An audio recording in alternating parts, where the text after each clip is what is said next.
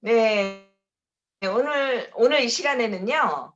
오석한 목사님, 로버트 목사님과 자리 함께 했는데요. 목사님 안녕하세요. 네, 안녕하십니까. 반갑습니다. 예. 우리 목사님께서 오늘 이 기술과 모든 것을 또 다 총괄해서 해 주시기 때문에 예 이 인터뷰 이 뿐만이 아니라 오늘 좀 바쁘신데요. 오늘 아무튼 제가 줌으로 이렇게 인터뷰를 하는 거는 목사님이 처음입니다. 아, 네, 영광입니다. 네. 이렇게 또 목사님께서 우리 줌 인터뷰의 문을 열어 주셨는데요. 오늘 뭐 목사님하고 어떤 이야기를 할까 저희가 좀 얘기를 나눠 봤는데 너무 할 이야기가 많지만 그래도 목사님 하면은 목사님께서 열정적으로 헌신적으로 해 오셨던 캄보디아 선교에 대해서 우리 먼저 이야기를 좀 해 보자 하고 좀 우리 말씀을 나눴는데요. 목사님께서 벌써 캄보디아 그 미션 네 헌신하신 지 23 년이요? 네 23 년이 아, 되셨다고 해요. 네, 선교지에서 사역한 건 20년, 그 캄보디아라는 음성을 들은 건 23년 전에 들었습니다. 그렇군요. 그 콜링 부르심을 들은 것이요? 네, 네. 지금 그렇게 20여 년이 넘는 세월 동안 캄보디아에서 굉장히 많은 사역을 하셨어요. 그래서 저희가 오늘 인제 대략적으로 어떻게 하나님께서 목사님을 그 캄보디아 선교의 그 여정으로 이끄셨는지 거기에 대해서 좀 말씀을 나눠 보려고 하는데요. 지금 말씀하신 것처럼 23년 전에 하나님께 그 콜링 부르심을 들었다고 했거든요. 네. 네. 그것부터 좀 먼저 얘기해 주시죠. 네, 그러니까 뭐 23년 전에 정말로 아무 계획 없이 아침에 성경 읽고 quiet time 하고 성경을 탁 덮고 일어나는데 갑자기 마음속에 단어가 하나 툭 던져지는 거예요. 캄보디아. 그래서 사실 23년 전엔 저는 솔직히 고백하는데 캄보디아가 어디 있는 나라인지도 몰랐어요. 그래서 아이 주님 왜 캄보디아는 또 왜 부담을 주세요. 그때 당시 벌써 개척교회를 하고 있었고 개척교회에서 두 군데 교회에서 섬기고 있었고 그랬는데 갑자기 캄보디아 그러니까 이 캄보디아라는 거 단어를 갖고 어떻게 해야 되지? 그리고 부담을 갖고 있는데 그다음 날 어떤 그 동양 목사님들 모이는 수백 명의 동양 목사님들 Asian American pastor들이 나성에서 인제 모이는 컨퍼런스가 있었는데 내 바로 옆에 흑인 목사가 앉아 있는 거예요. 그러니까 너무 웃기죠. 동양 목사 200명 앉아 있는데 흑인 목사가 앉아 있어서 "아니 당신은 왜 동양 목사 컨퍼런스에 흑인 목사가 왔냐?" 그랬더니 자기가 섬기는 그 사우스 센트럴 그러니까 LA로 아시면은 사우스 센트럴이면 갱들 많고 참 위험한 동네인데 사우스 그렇죠. 센트럴에서 목회를 하고 있는데 거기에 캄보디아 레퓨지 가정이 500 가정이 살고 있다는 거예요. 그래서 제가 너무 놀라 가지고 왜 네. 평생 미국에 살았지만 캄보디아가 사람들이 LA 산다는 조차도 몰랐고 캄보디아 나라가 어디 있는지 모르고 있는 상황에서 그 전날은 하나님이 나한테 캄보디아 단어를 주시고 그다음 날은 캄보디아인을 위해서 사역하는 흑인 목사를 붙여 주시니까 그래서 제가 "당신 거기에 꼭 가고 음. 싶다. 그 사역을 좀 보고 싶다." 그랬더니 오시라고 그러면서 저를 초대했는데 이분이 나를 이렇게 쳐다보더니 아무리 봐도 목사같이 안 생겼나 봐요. 그러면서 "당신 뭐를 무슨 네. 무슨 차를 타고 올 거냐?" 물어봐서 내가 "아니 내가 지금 당신 사역 가는데 예. 무슨 차를 타고 가는 게 무슨 문제가 되냐?" 그랬더니 "그 지역은 그 예. 흑인 갱들이 너무 위험하기 때문에 당신 같은 복장에 당신 같은 모습으로 우리 동네에 나타나면 곧 맞아 이거 음. 총 쏴 죽는다." 그래서 "왜?" 그랬더니 "당신은 목사같이 안 생기고 일본 야쿠자같이 일본 갱단같이 생겼기 때문에 마약 딜러같이 생겼기 때문에 그 모습으로 오면 안 된다." 해서 내가 나 차가 없고 오토바이밖에 없는데." 그랬더니 "당신 그 모습으로 오토바이 타고 오면 진짜 맞아 죽으니까 될 수 있으면 차를 네. 타고 오고 될 수 있으면 양복 입고 오고 될 수 있으면 큰 성경을 들고 와라." 그리고 자기가 자기 네. 동네 모든 그 흑인 갱들에게 "내일 내가 손님을 일본 사람같이 생긴 사람을 초대하는데 어 한국 목사기 때문에 죽이지 마라." 뭐 이런 그러니까 겁을 주나 해서 내가 솔직히 '이 친구가 겁을 주나.' 그러고 딱 들어갔어요. 근데 진짜 들어갔더니 와 정말 무시무시한 동네. 막 길가 옆에서 마약을 하고 앉아 있고 우리가 지나가면 막 힐끗힐끗 네. 쳐다보고 겁주고.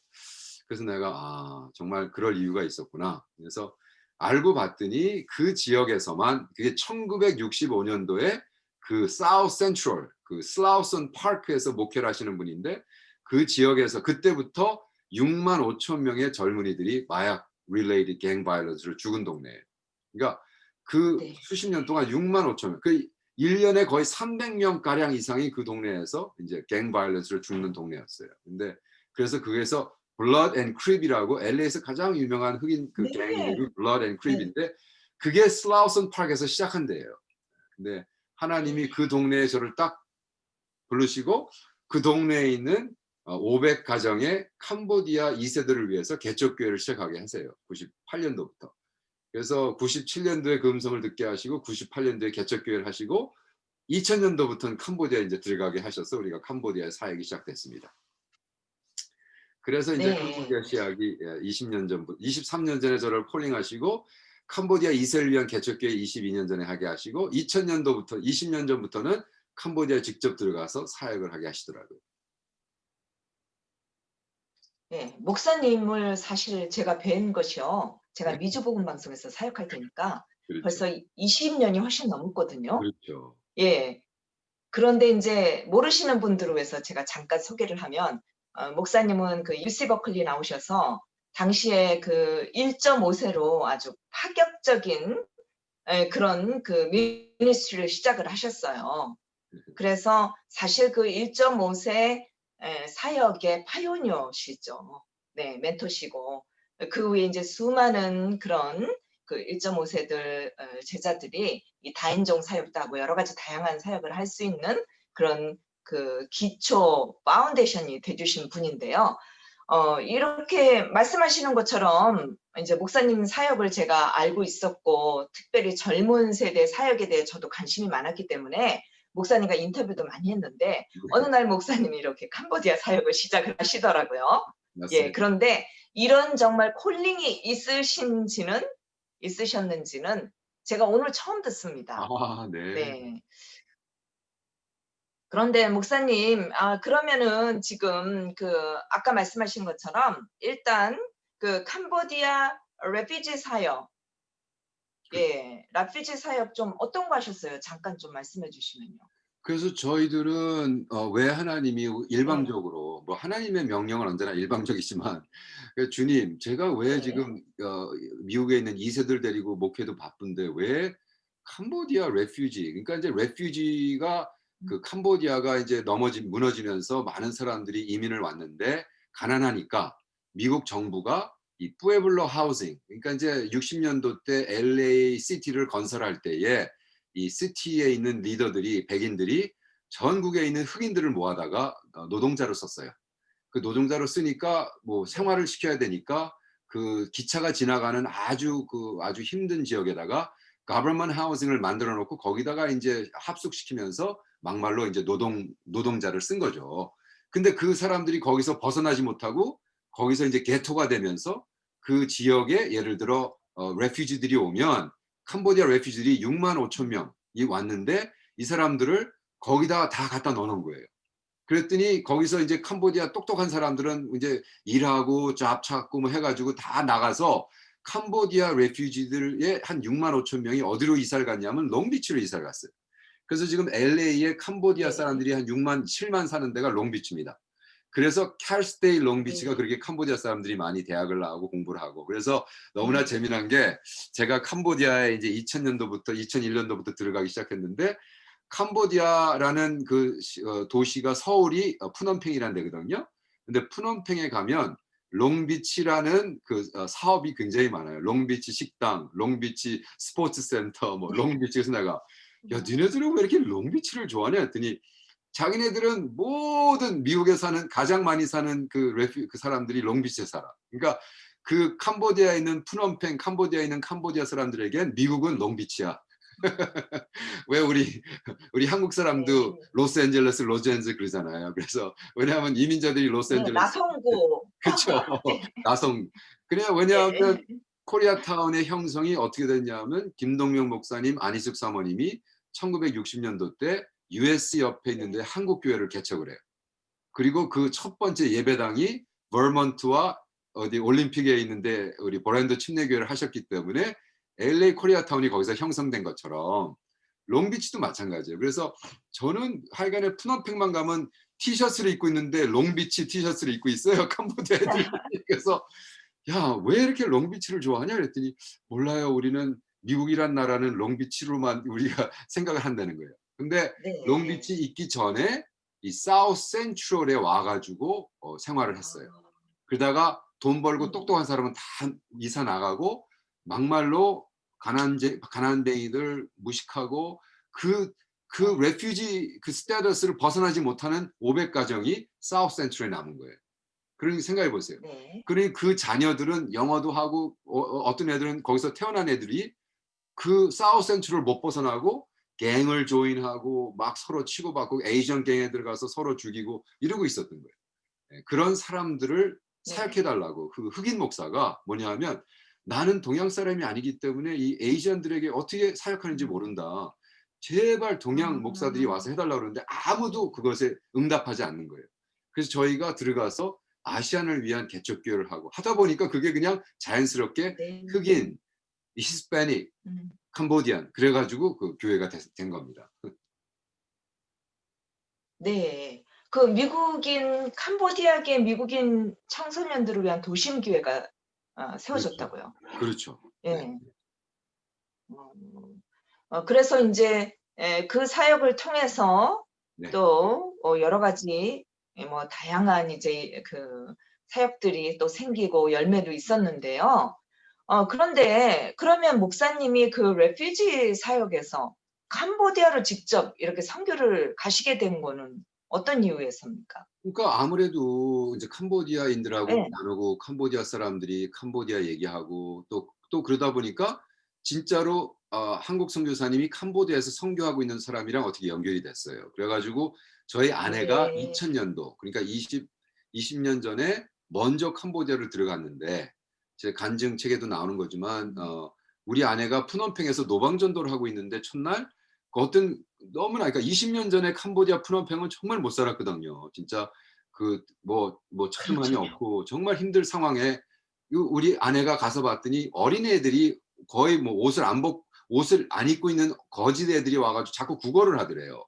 음. 그래 가지고 우리 아내가 인제 긍휼의 은사가 많으니까 그 옆에 있는 그 빵 파는 아줌마한테 빵을 이만큼 봉지만큼 봉지에 빵을 사 가지고 나눠 주려고 이렇게 들고 가서 하나씩 하나씩 나눠 주고 있는데 아주 큰 녀석 등치가 큰 아주 녀석이 깡패 같은 애가 가지고 그거를 탁 채 가지고 도망을 가다 땅바닥에 넘어졌는데 그러니까 그 빵이 그냥 땅바닥에 흩어졌는데 애들들이 막 동물처럼 떼거지로 모여들어 가지고 땅에서 그걸 주워 먹는 것을 음. 보면서 우리 아내가 2000 년도 때 그 성령 하나님이 그 안에 있는 예수의 성령이 그렇게 우리 아내를 통해서 3 시간 4 시간 동안 통곡하게 하더래요. 네, 그래서 자기도 네. 긍휼의 은사가 있지만 뭐 그렇게 고아 애들 본다고 뭐 근데 갑자기 자기 안에 있는 성령 하나님이 그렇게 선행간 통곡을 하게 하면서 물어보는데 "네가 이 나라를 너의 inheritance로 받겠느냐?" 그랬을 때 "네 주님. 이 캄보디아를 제가 마음에 품겠습니다." 아니 이 여자가 갑자기 캄보디아 갔다 오더니 나한테 그러는 거예요. "여보 캄보디아를 우리의 나라로 주셨어?" 그래 가지고 그래서 아내가 캄보디아를 나라로 품었으면 나도 품어야 될 거 아니에요. 그래 가지고 "그래?" 아 그래 네. 가지고 2001 년도에 제가 인제 들어가기 시작했어요. 그러면서 저는요 네. 하나님 앞에 감사한 게 저희는 솔직히 캄보디아를 품은 적도 없고 캄보디아 나라가 어디 있는지도 모르고 캄보디아에 관심도 없는 사람들을 하나님이 일방적으로 당신의 종 그러니까 주인이 시키는 거 하는 게 종이잖아요. 그래서 순종들은 그냥 순종만 하면 된다. 그래서 이제 그거 순종을 하고 그냥 시키는 것만 하다 보니까 거기에 이제 나병 환자촌을 위한 뭐 사역도 시작하고 목회자 네. 훈련도 하고 또 거기 있는 탕베콩 목사님이라고 푸놈펜의 참 큰 교회 뉴라이프 새생명교회 하시는 분이 있는데 제가 너무 신기한 건 음. 그래서 인제 캄보디아 들어가서 사역이 시작되고 근데 이제 푸놈펜에 새생명교회 뉴라이프라는 교회가 있는데 야 그 탕베콩 목사님들이 참 너무나 훌륭하고 존경받는 목사고 근데 사실은요 우리가 아무리 가난한 나라지만 그래도 그 나라에서 가장 큰 목회를 하고 바쁜 목사님을 내가 뭐 가 가지고 만나 달라고 그럴 수도 없는 상황이고 제가 무슨 제가 뭐라고 제가 민족 우월주의 안 하는 사람이고 우리는 얼마나 인종차별을 미국에서 받아요. 그렇기 때문에 저는 민족 우월주의자들 너무 미워하거든요. 인종차별하는 사람 너무 미워하기 때문에 저는 네. 선교지에 가서도 교만 떨지 않고 뭐 내가 미국에서 왔다 자랑하지 않고 내가 뭐 시건방지게 뭐 내가 뭐 영어를 한다, 교육을 더 받았다 이렇게 하지 않잖아요, 우리는. 그렇기 때문에 푸놈팽을 갔는데도 뉴라이프 교회 좀 만나고 싶지만 뭐 가서 일방적으로 만나자 그럴 수도 없는 거고 교만 떠는 것 같아서. 그래서 네. '어떡하지? 어떡하지?' 이러고 있는데 와 딱 한 들어간 지 한 딱 5년 되는데 2005 년도에 제가 개척한 그 뿌에블로 오이카스라는 교회 그 캄보디아 교회에 그렇게 열심히 섬기고 착하고 순종하고 봉사를 열심히 하는 린다라는 애가 와 가지고 "목사님 캄보디아 매년 들어가시고 몇 1 년에 몇 번씩 들어가는데 들어가면 푸놈팽에는 우리 아버지 좀 만나 줘요." 그래서 내가 "야 이거사 네. 나 푸놈팽 가면 바빠. 내가 왜 니네 아버지를 만나냐?" 그랬더니 "My dad is 탕백홍." 그러는 거예요. 그 네. 린다가 그래서 "야 린다 네 라스트 네임이 탕이었어? 린다 탕이었어?" 그랬더니 "그래요." 그래서 "야 내가 니네 아버지 그렇게 만나고 싶었는데 다리를 놓아 주는 사람이 없어서 못 만났는데 야 니네 아버지 어떻게 만날까?" 그랬더니 우리 아버지 미국 시민이에요. 그래서 4월 달엔 텍스 보고하러 네. 미국에 와 계세요. 그리고 4월 달은요 캄보디아가 정말 살인적인 적으로 더워요. 너무너무 더워. 그래서 네. 4월 달에는 캄보디아에 있는 모든 선교사들도 4월 달에는 어떻게든 기회를 만들어서 캄보디아를 떠납니다. 근데 탕백콩 목사님도 마찬가지. 4 월에 살인적인 더위이기 때문에 4월 달에 15 일까지 텍스 보고해야 되니까 시민이니까 와서 텍스 보고를 해야 돼. 그러니까 그때 목사님 2005 년도 4월 달에 자기 뭐 아버지가 지금 미국에 와 있어서 있다는 거였어. 그래?" 자기 네. 아버지가 롱비치 와서 개척교회를 했어요. 그래서 그 교회를 네. 계속 후임자에게 맡기고 계속해서 근데 뭐 탕백훈 목사님은 전설적인 분이에요. 그분 간증집은 한국말로도 번역돼 가지고 책으로 음. 출판됐어요. 그래서 제가 나중에 그 책도 또 해 가지고 CCC가 번역해 가지고 출판된 책이 있는데 그 책에 간증이 엄청나요. 왜?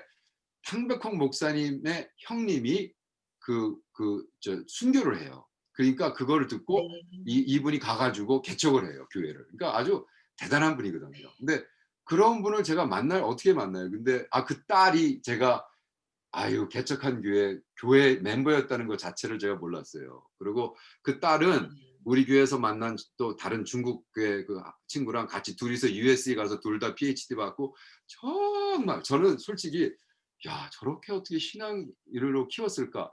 근데 탕백홍 목사님이 집에 있다고 그래서 그래?" 그래 가지고 제가 우리 집에 초대를 합니다. 그래서 우리 네. 아내가 음식을 잘하거든요. 그래서 우리 아내가 음식을 딱 해 가지고요. 초대를 하고 근데 그때 당시 탕백홍 목사님이 굉장히 힘든 시기였어요. 왜냐하면 탕백홍 목사님은 누구냐면 CCC 출신이에요. CCC 출신. 왜냐하면 CCC 출신으로 빌 브라이트 박사님이 그 CCC CCC는 원래 개척교회를 못 하게 돼 있어요. 왜냐하면 CCC는 캠퍼스 사역이기 네. 때문에. 그래서 "캠퍼스 사역만 네. 해라. 개척교회 무슨 개척교회래. 하지 마. 너희들이 개척교회를 도와라." 인제 한동안 그랬죠. 그랬는데 우리 CCC 빌 브라이트 총장님이 개척교회를 허락한 사람이 딱 한 사람이에요. 누구? 탕백홍 한 사람이에요. 그래 가지고 네. 탕백홍 목사님이 아무리 자기가 캄보디아 복음화를 하려고 그래도 탕백홍 목사님이 빌 브라이트 교수님을 총장님을 찾아가서 "푸놈페 캄보디아는 캠퍼스 사역만으로는 복음화되지 않습니다.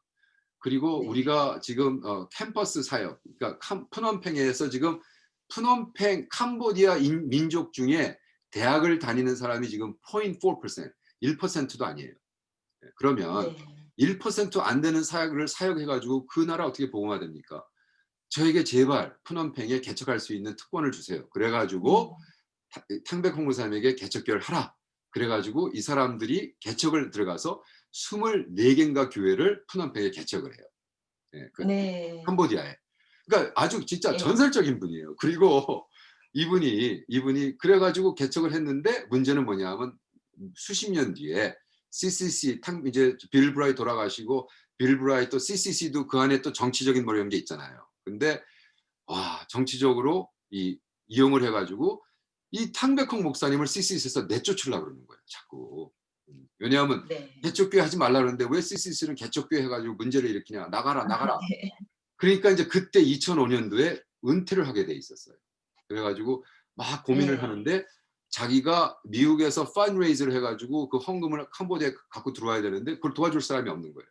근데 쟤는 그때 당시 미국에 단체가 있었고 그 정도야 아무 문제 뭐 큰 돈도 아니었어요. 근데 음. 그거를 내가 목사님 그러면 제가 한 단체에 그냥 헌금하게 하세요. 그러면 미국에서는 또 텍스 보고해서 뭐 또 헌금한 걸 다 텍스 보고해야 되니까 제가 다 해드릴 때 걱정하지 마세요. 그랬더니 막 너무너무나 고마워하면서 그래서 내가 이렇게 물어본 네. 거예요. 근데 목사님 그러면 캄보디아 복음화를 위해서 제가 지금 출판 이런 거 하고 있는데 어떤 책을 출판해야 될까요? 제가 릭 워런의 네. 그 Purpose Driven Life 같은 거를 제가 번역해서 출판할까요? 그랬더니 그랬더니 이분이요. 처음 만났는데 그냥 키가 이만하고 조그만 분인데 정색을 하고 나한테 딱 우리 집에서 내가 초대받아서 나한테 밥 대접받으면서 저한테 뭐라 하냐면 미국 캄보디아에 몇 년 계셨어요? 그래서 내가 뭐 사는 건 아니고요. 그냥 왔다 갔다 1 년에 한두 번 한 5년 했습니다. 그랬더니 저한테 아주 뚫어지게 쳐다보면서 "당신 생각에는 릭 워런의 영성으로서 그가 쓴 Purpose Driven Life 그거 출판해 가지고 그거 훈련시킨다고 우리나라가 복음화 될 것 같습니까?" 얼마나 무서운 질문이에요. 그래서 내가 음. 아니요." 절대 안 되죠. 왜? 이거 Purpose Driven 배부른 사람 오렌지 카운티에 있는 40대 중반의 백인 아줌마들이나 좋아하는 책이죠. 예. 그러면서 "당신 생각엔 우리나라가 purpose가 없어서 복음화 안 되는 것 같습니까?" 와 음. 얼마나 의미심장한 얘기여서. "아니요." "그러면 네. 무슨 책을 출판할까요?" 했더니 "조용기 목사님의 기도 영성을 우리에게 가르쳐 주십시오." 와. 네. "아니 왜요?" 그랬더니 자기가 한국이 정말 찢어지게 가난할 때 70년 초기에 생각해 보세요. 70년 초기에는 캄보디아가 한국보다 훨씬 더 잘 살았어요. 70년 네. 초기에는 미국에서 쌀을 저기 배고파서 굶어 죽어서 쌀을 어디다 도와줬냐 하면 필리핀하고 한국을 도왔어요, 미국이. 예. 네. 그러니까 캄보디아 할머니들은 무슨 얘기하냐면요. "맞아. 한국 전쟁 났을 때 우리가 쌀로 공양했지 한국을." 이런 얘기하시는 사람들이에요. 그 사람들 네. 프렌치 말 하면서 캄보디아 잘 사는 백인 캄보디아 할머니들은 프렌치 말을 탁 하고요. 우리 한국 가난했을 때 우리 쌀로 공양했다고 그렇게 얘기해요. 근데 그러니까 네. 이 탕백홍 목사님이 70년 초기 때 한국이 그지같이 못 살 때 가 가지고 여의도라는 데를 가 가지고 조영기 목사님 교회를 가 가지고 자기가 기가 확 죽었다는 거예요. 그러면서 이렇게 얘기했다는 말이에요. "하나님 이 그지같이 못 사는 나라가 아니 어떻게 몇만 명 들어가는 예배당을 짓고 복음을 증거합니까? 하나님 저도 푸놈펜에 가서 이러한 예배당 짓고 복음을 증거할 수 있도록 도와주세요."라고 기도했다는 거예요. 네.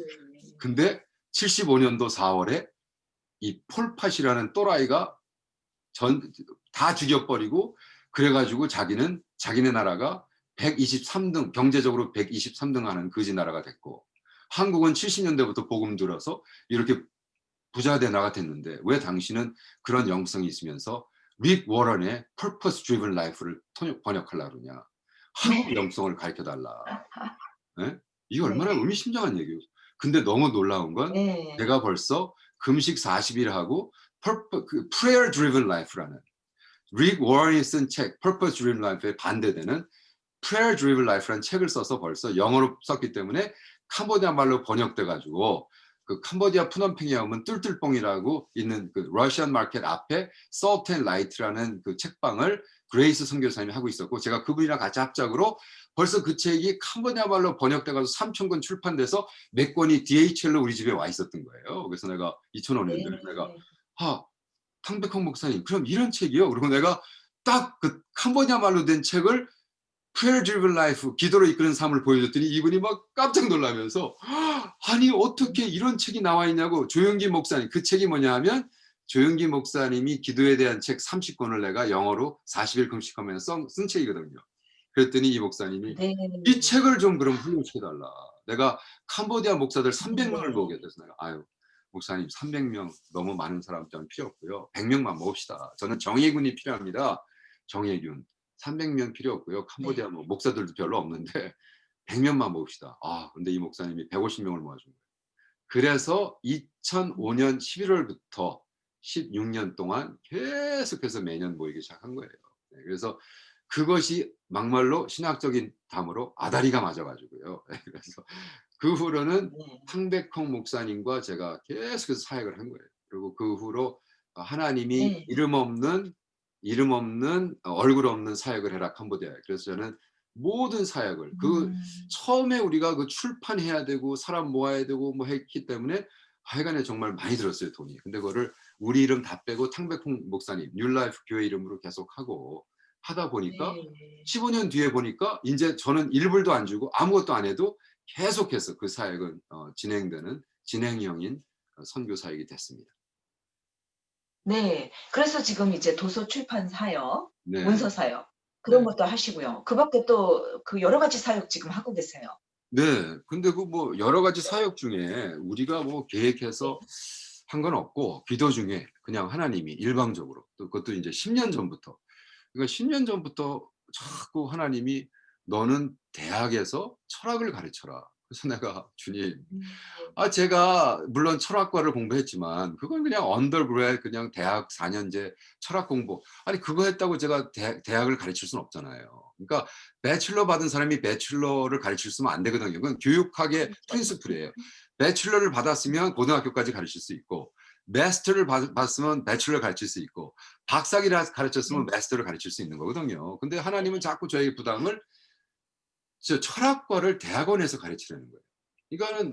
이거는 논리적으로 맞지 않습니다. 그래서 내가 근데 이제 제가 그거를 10년 동안 얘기한 게 우리 아내 외에는 아무한테도 얘기 안 했어요. 왜냐하면 '아 저 목사 이름만 바보인 줄 알았더니 진짜 바보로구나.' 그런 소리 듣기 싫어서 바보 같은 소리 하면 안 되잖아요. 이름도 바본데 바보 목사인데. 그래서 내가 우리 아내한테 10년 동안 "여보 왜 하나님이 나한테 이렇게 인식론에 대한 부담을 주실까?" 그러니까 인제 아. 인식론이라는 건 철학에서 내가 어떻게 아느냐. How do you know that you know? 그래서 내가 이 아. 사물, 현실의 사물을 놓고 볼 때 그 사물을 실존적으로 푸는 것과 이성적으로 푸는 게 다르거든요. 근데 저는 평생 제가 철학을 공부하고 평생 저는 실존론자 소렌 키어케가르를 추종해요. 그래서 저는 네. 소렌 키어크가르 제자라. 그러니까 예수님 제자 다음에 소렌 키어크가르 제자라고 인제 하고 그래서 저는 왜냐하면 버클리에서 철학을 공부하면서 4년 동안 실존 철학을 배웠는데 그 누구도 저에게 크리스찬 실존 철학에 대해서 가르쳐 준 적이 없어요. 왜냐면 뭐 당연하죠. 버클리라는 대학은 뭐 네. 세상 대학이니까 크리스찬 입장을 가르쳐 준 적이 없어요. 그렇죠. 그래 가지고 제가 왜 풀러를 왔냐 하면 풀러 대학원을 왜 제가 추수했냐면 풀러 대학원에서 컬린 브라운이라는 교수가 조직 신학을 가르쳤어요. 그래 가지고 제가 네. 컬린 풀러로 온 이유 중에 첫 번째 이유가 컬린 브라운한테서 배우려고. 그래서 풀러에 와 가지고 컬린 브라운 조직 신학을 딱 들어가서 딱 첫날 강의를 듣는데 컬린 브라운이 뭐라고 이야기하냐면 그분은 영국에서 온 아주 진짜 유명한 철학자예요. 그리고 실전 철학 저기 조직 신학가고. 그래서 컬린 브라운이 무슨 책을 내냐면 Faith and Philosophy라는 책을 썼어요. 믿음과 철학. 제가 네. 벌클리 철학도일 때 그 책을 읽고 막 뿅 가 가지고 '내가 이 사람한테 배워야겠다.' 그래서 풀러를 아. 왔는데 조직 신학에 딱 앉아 있는데 이분이 첫 강의 때 뭐라 하냐면 "우리의 믿음은 조직적으로 뭐 reasonable하고 뭐 logic을 따르고 어쩌고 저쩌고 하는 거예요." 그래서 내가 너무 실망을 한 거예요, 첫 강의 때. 그래서 내가 네. 손을 들고 가만히 있으면 좋은데 저는 손을 들고 "교수님 저는 반대하는데요." 그랬더니 "뭘 반대해?" 그래서 "저는 우리의 믿음이 꼭 조직적으로 해야 된다고 생각하지 네. 않습니다. 왜? 저는 우리 아내를 너무 사랑합니다. 근데 내가 우리 아내를 사랑하는 것이 조직적이도 아니고 reasonable하지도 않고 이성적이도 아니고 logical하지도 않고 it's a irrational love. 나는 왜 내가 우리 아내를 사랑해야 되는지 모르지만 저는 미치도록 사랑하는데 내가 우리 하나님을 이렇게 미치도록 사랑하는데 그걸 왜 내가 조직적으로 시스테매틱하게 logically 뭐 이 논리에 맞춰서 해야 된다고 합니까? 저는 저의 믿음은 irrational합니다. 그랬더니 네. 이분이 "야 그럼 너 지금 조직 신학에 와서 조직적이는 걸 안 배우겠다 그러면 나보고 어떻게 하라는 거야?" 그래서 내가 "그럼 교수님 제가 비조직적인 신학을 제가 쓰겠습니다. 근데 당신 밑에서 그러면 배울 게 없잖아요. 당신 조직 신학하고 난 비조직이니까. 제가 네. 당신이 내준 그 팸플릿의 아웃라인을 가지고 제 나름대로의 저의 irrational한 철학을 가지고 조직 신학을 써 음. 보겠습니다. 그리고 20주 20 week 홀 세미스터 동안 가지 않고요. 한 번도 안 가고 제 나름대로의 그분이 쓴 아웃라인을 가지고 제 비조직 신학을 써서 냈어요.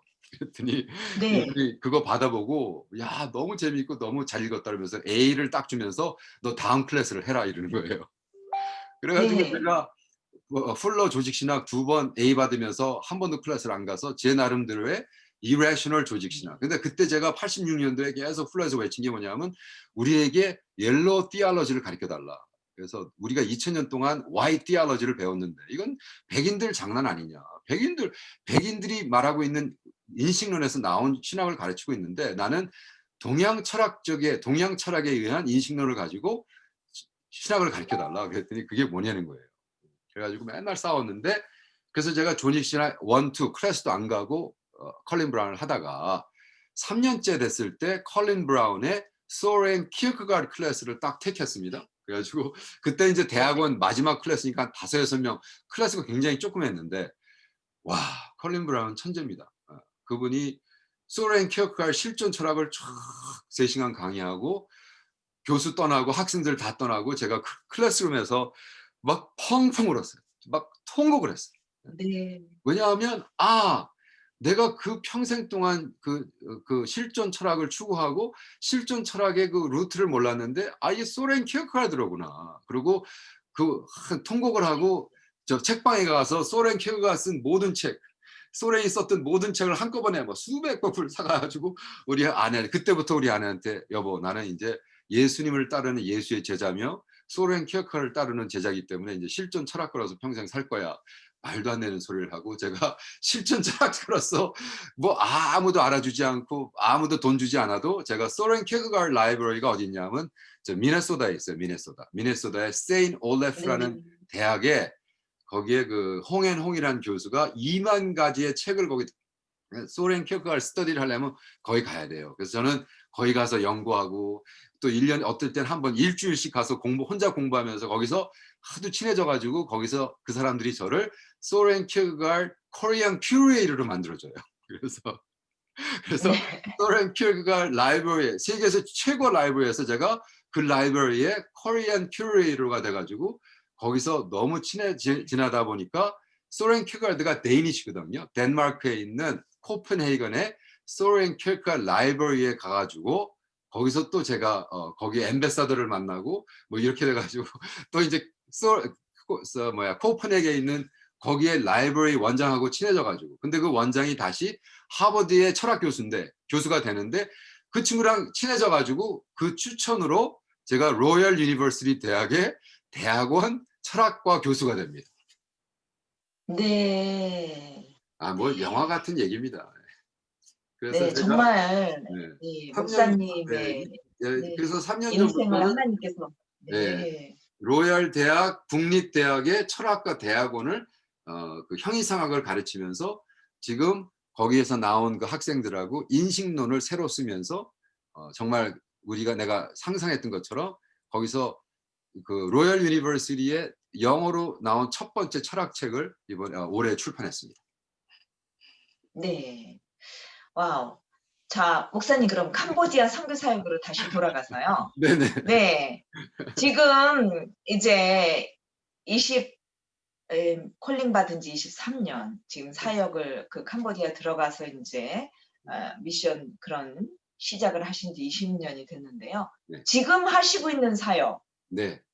좀 몇 가지 이야기해 주시죠. 그래서 인제 그 후로 저희 아내가 음. 저랑 제가 옥스퍼드에서 2년 유학하면서 박사 논문을 네. 씁니다. 캄보디아 의존도에 대한 거를 연구를 경제학으로 시작하다가 사회 인류학으로 바꿔서 과학과 을의 관계로 인제 풀어 가지고 박사 논문도 나오고 책도 나오고 그런 와중에 우리 아내가 음. 저랑 옥스퍼드에서 2 년을 같이 아파트에서 살다가 또 우리 아내가 또 음성을 듣고 "여보 나는 캄보디아 돌아가서 네. 카운슬링 센터를 해야 될 것 네. 같아." 그러고 4년 반 예. 전에 푸놈팽에다가 오아시스 하우스라는 카운슬링 센터를 시작합니다. 그래서 음. 그것에 인제 우리가 올인하고 인제 집중을 했습니다. 그래서 20 년의 사역을 마치면서 저는 또 그 와중에 또 음. CRRC 캄보디아 리서치 앤 리소스 센터라는 리서치 센터를 해 가지고 10년 동안 연구하고 또 거기서 책도 많이 출판되고 했고 그러니까 음. 여러 종류를 하는데 인제는 우리가 "야 여보 우리가 인제 20년 하고 이제 5년 남았거든요. 이제 5년은 우리에게 5년은 무슨 의미가 있냐면 우리 아내도 65살 되고 뭐 저도 65살. 그래서 5년 안에 65살 때 선교지를 떠난 거거나 뭐 선교지를 버리거나 이런 건 아니지만 우리가 그래도 25년 사역을 했으면 25년 사역한 다음에 우리가 키운 제자들이 경제적으로도 자립해야 되고 자기 스스로 자립뿐만이 그것이 돈 문제뿐만이 아니라 자기네들 리더십 문제. 그래서 우리가 은퇴를 해도 자기네 자체적으로 운영이 되고 그 뭐 언제나 얘기하는 우리 그 three principle이죠. self governing, self sustaining, 그죠? self propagating.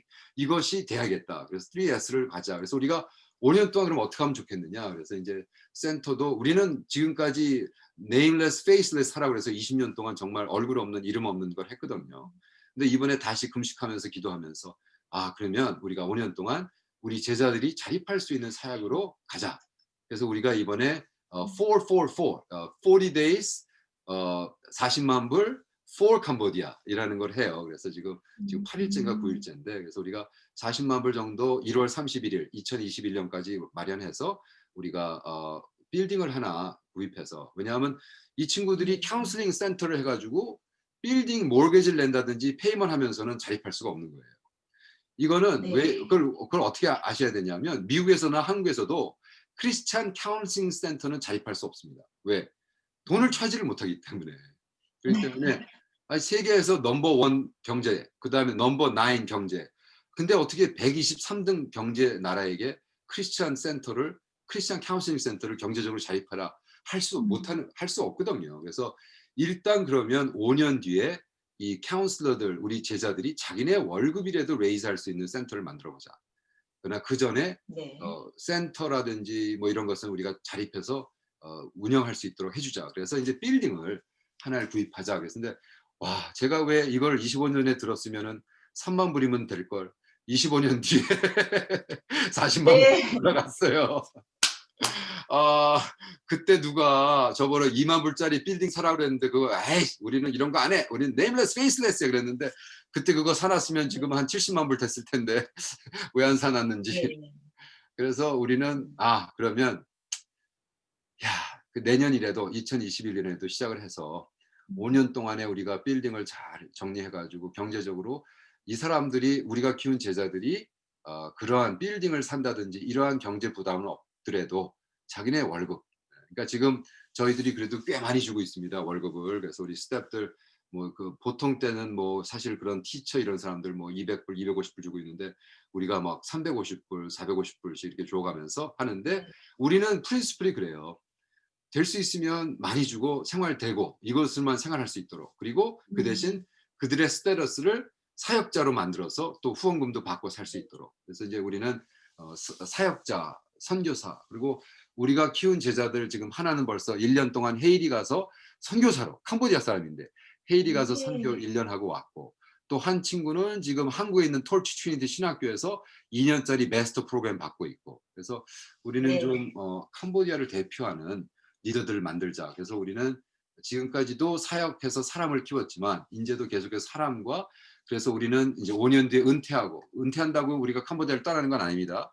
캄보디아 들어가 살면서 하지만 우리가 관계하지 않고 경제적으로나 관계적으로나 리더십에 안 해도 그들이 이제 5년 뒤에 자립할 수 있는 사역을 위해서 지금 올인하고 있습니다. 네. 그러면 목사님 시간이 지금 너무 많이 갔기 때문에 이제 마지막으로 제가 네네. 네 2021년 네. 이 해에 목사님 지금 말씀해 주셨어요. 그 카운슬링 센터 네. 구입하는 거 40만 불 놓고 지금 금식하면서 기도하고 계시는데요. 네네. 네 좀 구체적인 기도 제목 함께 나눠 주시고 마치죠. 네. 저희들이 지금 그 리더십을 키우고 있는데 그 리더십들이 그러니까 저는 이제 제니 같은 경우는 그 오에시스 하우스라는 카운슬링 센터, 그 스피리추얼 센터 그래 가지고 거기서 훈련하고 있고 저 같은 경우도 인제 책을 많이 출판하고 인제 더욱이 저는 인제 이번에 깜장신 캄보디아 장로 신학교 그래서 깜장신이라는 데서 제가 또 교환 교수로 가서 이번에 대학원 학생들을 키우기 시작합니다. 그래서 인제 철학도와 신학도 그리고 이제 카운슬링 센터 스태프들 그래서 저희들이 그 올인 해가지고 정말 가르칠 그리고 그걸 위해서 저희 계속 출판하고 있거든요. 저희 아내도 지금 책을 쓰고 있고 저는 뭐 계속해서 제가 올해만 15권 책을 집필했습니다. 그래서 될 수 있으면 많은 책을 써서 캄보디아 리더십들을 훈련할 수 있는 책들. 그래서 저는 뭐 돈도 돈이지만 그래서 뭐 하나님 저는 배짱이에요. 하나님 40만 불 안 주면 괜찮아요. 주시면 사고 안 주면 뭐 책 써서 훈련할 테니까. 네. 그러나 저는 주신다는 걸 네. 믿으니까 하고 있습니다. 그래서 향후 5년 동안 정말 우리는 다 빠져도 우리가 키운 리더들이 캄보디아 선교 주인공이 되고 그들이 키운 선교사들이 근데 너무나 놀라운 게요. 코비드 19 때문에 줌으로 지금 우리 줌 인터뷰 하잖아요. 네. 우리 오에시스 하우스의 카운슬링의 지금 45%가 줌 카운슬링을 하고 있습니다. 그리고 네. 캄보디아에 있는 전역에서 줌 카운슬링을 하고 있고 너무 놀라운 게 그래서 캄보디아 우리 카운슬러들이 지금 아프리카에 있는 캄보디아 사람들을 줌으로 카운슬링하고 있어요.